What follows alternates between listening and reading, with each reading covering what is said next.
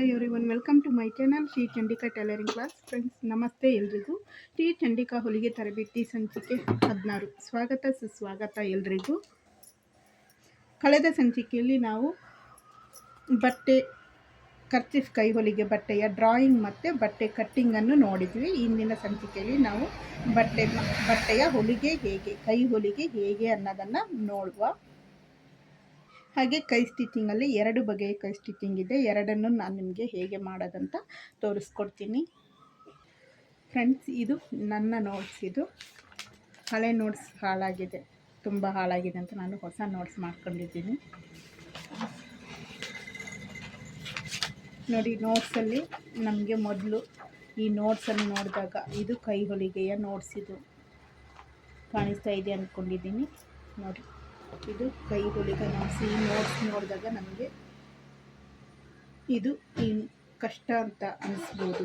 ಇದು ಪ್ಲಸ್ ಯಾವುದು ಮೈನಸ್ ಯಾವುದು, ನಮಗೆ ಯಾವ ಅಳತೆ, ಇದು ಹೇಗೆ ಅಳತೆ ತಗೊಳ್ಳೋದನ್ನು ಕನ್ಫ್ಯೂಸ್ ಆಗ್ಬೋದು ಅಥವಾ ಕಷ್ಟ ಅನ್ನಿಸ್ಬೋದು. ಆದರೆ ನೋಟ್ಸ್ ಆಗಿ ಮತ್ತು ಈ ಡ್ರಾಯಿಂಗನ್ನು ಬಿಡಿಸಿದಾಗ ನಮಗೆ ಸ್ವಲ್ಪ ಸುಲಭ ಅನಿಸುತ್ತೆ, ಗೊತ್ತಾಗತ್ತೆ, ಅಂದಾಜಾಗತ್ತೆ.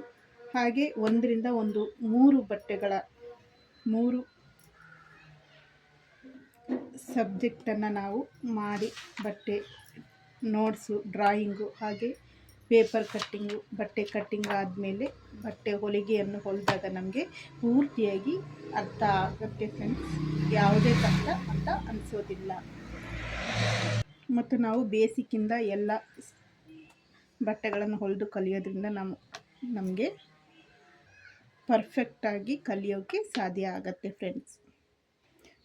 ಇದು ಇಂದಿನ ಹೊಲಿಗೆಗೆ ಬೇಕಾದ ವಸ್ತುಗಳು. ನಿನ್ನೆ ಕಟ್ಟಿಂಗ್ ಆದ ಬಟ್ಟೆ, ಇದು ಕರ್ಚಿಫ್ ಕೈ ಹೊಲಿಗೆ ಬಟ್ಟೆ. ಇನ್ನು ಕೈ ಹೊಲಿಗೆಯ ಸೂಜಿ ಬೇಕಾಗತ್ತೆ, ಹಾಗೆ ದಾರ. ನಾನು ಕೆಂಪು ದಾರನ ತಗೊಂಡಿದ್ದೀನಿ, ಯಾಕಂದರೆ ಈ ಹಸಿರು ಬಟ್ಟೆಯಾಗಿರೋದ್ರಿಂದ ಇದ್ರ ಮೇಲೆ ಈ ದಾರ ಹೇಗೆ ಹೊಲಿಗೆ ಬೀಳುತ್ತೆ ಅನ್ನೋದು ಕಾಣಲಿ ಅನ್ನೋದಕ್ಕಾಗಿ ನಾನು ಇದನ್ನು ತಗೊಂಡಿದ್ದೀನಿ. ನೀವು ಈ ಬಟ್ಟೆಯ ಕಲರ್ ದಾರನೇ ಉಪಯೋಗಿಸ್ಕೊಳ್ಬೋದು. ಮತ್ತು ಸೀಸರ್ ಬೇಕು ಫ್ರೆಂಡ್ಸ್. ಇವಿಷ್ಟು ಇಂದಿನ ಹೊಲಿಗೆಗೆ ಬೇಕಾದ ವಸ್ತುಗಳು. ಫ್ರೆಂಡ್ಸ್, ನಾವು ಮೊದಲಿಗೆ ಸೂಜಿಗೆ ದಾರನ ಹೇಗೆ ಪೋಣಿಸ್ಕೊಳ್ಳೋದಂತ ನೋಡೋಣ. ನೋಡಿ ಫ್ರೆಂಡ್ಸ್, ದಾರನ ಇಲ್ಲಿ 1 ಎಳೆ ಮಾಡಿಕೊಂಡು ಈ ಥರ ಹಾಕಿದ್ರೆ ನಮಗೆ ದಾರ ಸೂಜಿಗೆ ಪಟ್ಟನೆ ಹೋಗಲ್ಲ. ಅದಕ್ಕಾಗಿ ನಾವು ಏನು ಮಾಡಬೇಕಂದ್ರೆ, ನೋಡಿ, ಸೂಜಿಗೆ ಈ ದಾರವನ್ನು ಹೀಗೆ ಮಡಿಕೆ ಹಾಕಿದಾಗ ಈ ಥರ ಆಗುತ್ತೆ. ಇದನ್ನು ಈಸಿಯಾಗಿ ನಾವು ಹಾಕ್ಕೊಳ್ಬೋದು ಫ್ರೆಂಡ್ಸ್. ನೋಡಿ, ಕಾಣಿಸ್ತಾ ಇದೆ ಅಂದ್ಕೊಂಡಿದ್ದೀನಿ. ನೋಡಿ,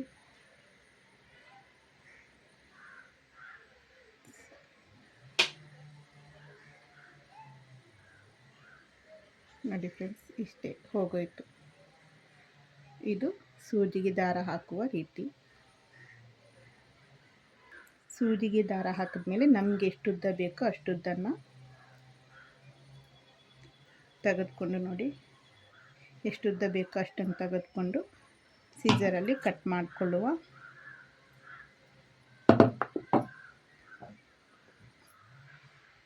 ನೋಡಿ, ಕಟ್ ಮಾಡ್ಕೊಂಡಿದ್ದಾಗಿದೆ. ಇವಾಗ ದಾರದ ತುದಿಯಲ್ಲಿ ಗಂಟು ಹೇಗೆ ಹಾಕ್ಕೊಳ್ಳೋದಂತ ಹೇಳ್ಕೊಡ್ತೀನಿ ಫ್ರೆಂಡ್ಸ್. ನೋಡಿ, ಇದು ದಾರದ ತುದಿ.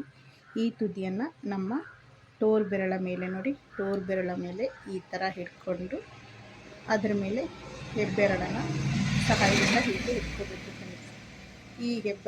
ಈ ತೋರು ಬೆರಳನ್ನು ಹೀಗೆ ಸುತ್ತಕೊಂಡು ಈ ಹೆಬ್ಬೆರಳನ್ನು ಒಂಚೂರು ಮೇಲಕ್ಕೆ ಮಾಡಿ ಈ ತೋರು ಬೆರಳನ್ನು ಒಳಗಡೆಗೆ ಎಳ್ಕೊಂಡ್ರೆ ಈ ಥರ ಎಳ್ಕೊಂಡ್ರೆ ಇದು ಗಂಟಾಗುತ್ತೆ ಫ್ರೆಂಡ್ಸ್. ನೋಡಿ, ಇನ್ನೊಂದು ಸಲ ತೋರಿಸ್ತೀನಿ. ಈ ಥರ ಸುತ್ತ ಹಾಕ್ಕೊಂಡು, ನೋಡಿ, ಈ ತೋರು ಬೆರಳ ಸಹಾಯದಿಂದ ದಾರ ಮೇಲಕ್ಕೆ ಹೋಗುತ್ತೆ. ತಿರ್ಗಾ ಈ ಉಂಗುರದ ಬೆರಳಿಂದ ಈ ಸಂದಿಯೊಳಗಿಂದ ಹೀಗೆ ಕೆಳಗಡೆ ಎಳ್ಕೋಬೇಕು. ಎಳ್ಕೊಂಡು ಈ ಮಧ್ಯ ಬೆರಳಲ್ಲಿ ಇದನ್ನು ಹಿಡಿದುಕೊಂಡು ಈ ದಾರನ ಈ ಥರ ಎಳಿಬೇಕಷ್ಟೇ ಫ್ರೆಂಡ್ಸ್. ಈ ತುದಿಗೆ ಚಂದದ ಗಂಟು ಆಗೋಗತ್ತೆ. ಇದು ದಾರಕ್ಕೆ ಗಂಟು ಹಾಕುವ ವಿಧಾನ ಫ್ರೆಂಡ್ಸ್. ನಾವಿಲ್ಲಿ ಮಾರ್ಕಿಂಗ್ ಮಾಡ್ಕೊಂಡಿರ್ತೀವಿ. ಮಾರ್ಕಿಂಗ್ನ ಕೈಗೆ ಹೀಗಿದೆ. ಇವಾಗ ನಾವು ಯಾವುದಾದ್ರೂ ಒಂದು ಬದಿಗೆ ನೋಡಿ ಈ ಮಾರ್ಕ್ ಮಾಡಿದ್ದೀವಲ್ಲ, ಇಲ್ಲಿ ಮಾರ್ಕ್ ಇದೆ, ಈ ಮಾರ್ಕಿನವರೆಗೆ ಒಂದು ಮಡಿಕೆಯನ್ನು ಮಡ್ಚ್ಕೋಬೇಕು. ಬಟ್ಟೆಯನ್ನು ಫುಲ್ಲು ಒಂದು ಬದಿಯಿಂದ ಇನ್ನೊಂದು ಬದಿ ತನಕ ಈ ಮಾರ್ಕಿನವರೆಗೆ ಒಂದು ಮಡಿಕೆ ಮಡ್ಚ್ಕೊಳ್ಬೇಕು. ನೋಡ್ಸಲ್ ಕೂಡ ಈ ಥರ ಈ ಮಾರ್ಕಿನಿಂದ ಒಳಗೆ ಇನ್ನೊಂದು ಮಡಿಕೆಯನ್ನು ಮಡ್ಚ್ಕೋಬೇಕು. ಈ ಥರ ಫುಲ್ ನೋಡಿ, ಮಾರ್ಕಿನಿಂದ ಒಳಗಡೆ ಇನ್ನೊಂದು ಮಡಿಕೆಯನ್ನು ಮಡ್ಚ್ಕೋಬೇಕು. ಇದು ಡಬಲ್ ಮಡಿಕೆ ಆಗುತ್ತೆ. ಹೀಗೆ ಮಡಿಕೆ ಹಾಕಿದ ಬಟ್ಟೆಯನ್ನು ನಾವು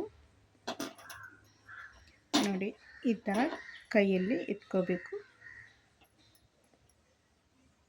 ಈಗ ಗಂಟು ಹೊಲಿಗೆಯನ್ನು ಹಾಕೋಕ್ಕೆ ಈ ಹೆಬ್ಬೆರಳು ಮತ್ತು ಉಂಗುರದ ಬೆರಳಿಗೆ ಹೀಗೆ ಇಟ್ಕೊಂಡು ನೋಡಿ ಈ ಥರ ಕೈಯಲ್ಲಿ ಈ ಥರ ಇಟ್ಕೊಂಡು ನಿಮಗೆ ಹೇಗೆ ಸುಲಭ ಅನಿಸುತ್ತೋ ಹಾಗೆ ಹಿಡ್ಕೊಂಡು ಈಗ ಇಲ್ಲಿ ಒಳಗಿಂದ ಈ ಮಡಿಕೆಯ ಕೆಳಭಾಗದಲ್ಲಿ ಸೂಜಿಗೆ ಬಟ್ಟೆಗೆ ಚುಚ್ಚಬೇಕು. ಈಗ ನೋಡಿ ಈ ಥರ ಚುಚ್ಚಬೇಕು. ಈಗ ಬಟ್ಟೆಗೆ ಗಂಟಾಗಬೇಕು.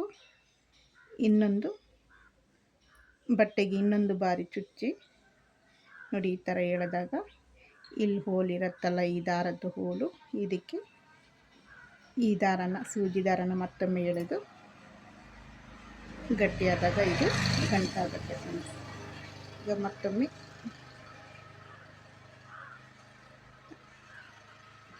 ಗಂಟು ಹಾಕ್ಕೊಳ್ಳೋಣ. ನೋಡಿ ಅದೇ ಥರ 2 ಬಾರಿ ಗಂಟು ಹಾಕ್ಕೊಂಡಿದ್ದೀನಿ.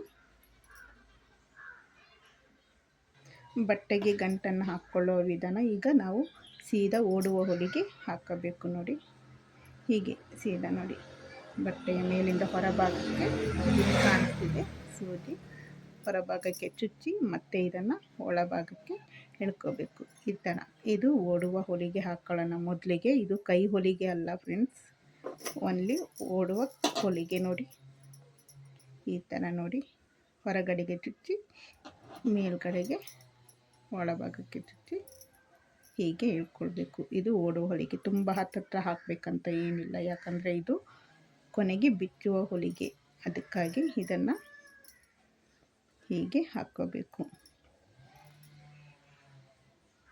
ಫ್ರೆಂಡ್ಸ್ ಕಾಣ್ತಿದೆ ಅಂದ್ಕೊಂಡಿದ್ದೀನಿ. ನೋಡಿ ಈ ಥರ ಹೊರಗಡೆಗೆ ಚುಚ್ಚಿ ಮತ್ತು ಒಳಗಡೆಗೆ ಎಳೆದು ಈ ಸೂಜಿಯನ್ನು ಪೂರ್ತಿಯಾಗಿ ಎಳೆದು ದಾರವನ್ನು ಎಳೆದಾಗ ಈ ಥರ ಓಡುವ ಹೊಲಿಗೆ ಬೀಳುತ್ತೆ. ಹೀಗೆ ಫುಲ್ಲು ಹೊಲಿಗೆ ಹಾಕ್ಕೋಬೇಕು. ನೋಡಿ ಈ ಥರ ಲಾಸ್ಟ್ ತನಕ ಕೊನೆ ತನಕ ಹಾಕ್ಕೋಬೇಕು. ನೋಡಿ ಹೀಗೂ ಹೊಲ್ಕೋಬೋದು ಒಂದೇ ಬಾರಿ ಹೇಳ್ಕೋಬೋದು. ಹೀಗೆ ನೋಡಿ ಬೇಗ ಆಗೋಗುತ್ತೆ. ಇವಾಗ ಇಲ್ಲಿ ಬರೋಕ್ಕೂ ಇಲ್ಲಿ ಮಾರ್ಕ್ ಇದೆ. ಇಲ್ಲಿ ಬರಬೇಕಾದ್ರೆ ಬಟ್ಟೆ ಎಷ್ಟು ಮಾಡ್ತಿರ್ಬೇಕು ಅಲ್ಲಿ ತನಕ ನಾವು ಮಾರ್ಕ್ ಹಾಕಿದ್ದೀವಿ. ಸೂಜಿನ ಮೇಲಕ್ಕೆ ಎತ್ಕೊಂಡು ಪುನಃ ಇಲ್ಲಿ ಕೂಡ ಸೇಮ್ ಟು ಅದೇ ರೀತಿ ಈ ಮಾರ್ಕಿನ ತನಕ ಒಂದು ಬಾರಿ ಈ ಥರ ಮಡ್ಚ್ಕೋಬೇಕು. ನೋಡಿ ಈ ಥರ ಮಡ್ಚ್ಕೋಬೇಕು ಫುಲ್ ಇಲ್ಲಿ ತನಕ. ನೋಡಿ ಹೀಗೆ ತೋರಿಸ್ತೀನಿ. ತಿರ್ಗಾ ಈ ಮಾರ್ಕಿನಿಂದ ಒಳಗಡೆ ಇನ್ನೊಂದು ಮಡಿಕೆ ನೋಡಿ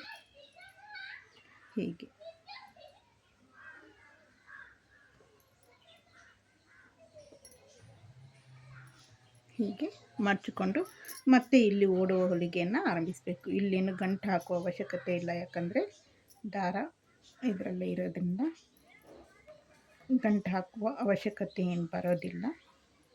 ಸೀದಾ ಓಡುವ ಹೊಲಿಗೆ ಹಾಕ್ಕೋಬೇಕಷ್ಟೆ. ನಮಗೆ ಹೇಗೆ ಅನುಕೂಲ ಆಗುತ್ತೋ ಆ ಥರ ಕೈಯಲ್ಲಿ ಮಡಚಿ ಇಟ್ಕೊಂಡು ಈ ಥರ ಮಡಿಕೆ ಹಾಕಿ ಕೈಯಲ್ಲಿ ಇಟ್ಕೊಂಡು ನೋಡಿ ಇಲ್ಲಿಗೆ ಸೇಮ್ ಟು ಮೊದಲು ಹೊಲಿಗೆ ಹಾಕಿದಂಗೆ ಈ ಹೊಲಿಗೆಯನ್ನು ಹಾಕಿ ಎಳೆದುಕೊಂಡು ಈ ಬದಿಗೆ ಮತ್ತೆ ಓಡುವ ಹೊಲಿಗೆಯನ್ನು ಮುಂದುವರಿಸಬೇಕು. ನೋಡಿ ಹೀಗೆ ಫುಲ್ ನೋಡಿ ಫ್ರೆಂಡ್ಸ್, 2 ಬದಿಗೂ ಹೊಲಿಗೆ ಆಗಿದೆ. ಹಾಗೆ 3ನೇ ಬದಿಗೂ 4ನೇ ಬದಿಗೂ ಇದೇ ಥರ ನಾವು ಹೊಲಿಗೆಯನ್ನು ಫಿಲ್ ಮಾಡಬೇಕು ಫ್ರೆಂಡ್ಸ್. ಉಳಿದ 2 ಬದಿಗೂ ಮಾರ್ಕ್ ತನಕ ಮಡಚಿಕೊಂಡು ಅದರಿಂದ ಇನ್ನೊಂದು ಮಡಿಕೆ ಒಳಗಡೆ ಮಡಚಿಕೊಂಡು ಇದೇ ಥರ ಓಡುವ ಹೊಲಿಗೆ ಹಾಕಬೇಕು. ನೋಡಿ, ಈ ಥರ 4 ಬದಿಗೆ ಹೊಲಿಗೆ ಆಗಿದೆ. ಇದು ಮೊದಲ ಹೊಲಿಗೆ, ಎರಡನೇದು, ಇದು 3ನೇ ಬದಿ ಹೊಲಿಗೆ, ಇದು 4ನೇ ಬದಿ ಹೊಲಿಗೆ ಕೂಡ, 4ನೇ ಸೈಡ್ ಬದಿ ಹೊಲಿಗೆ ಕೂಡ ಆಗಿದೆ.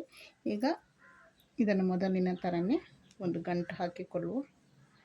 ಮೊದಲಿಗೆ ಯಾವ ಥರ ನಾವು ಗಂಟು ಹಾಕ್ಕೊಂಡಿವೋ ಅದೇ ಥರ ಈ 2 ಮಡಕೆ ಬಟ್ಟೆಗೆ ಸೇರಿ ನಾವು ಹಾಕ್ಕೊಳ್ಳೋಣ. ಇದು ಓಡುವ ಹೊಲಿಗೆ.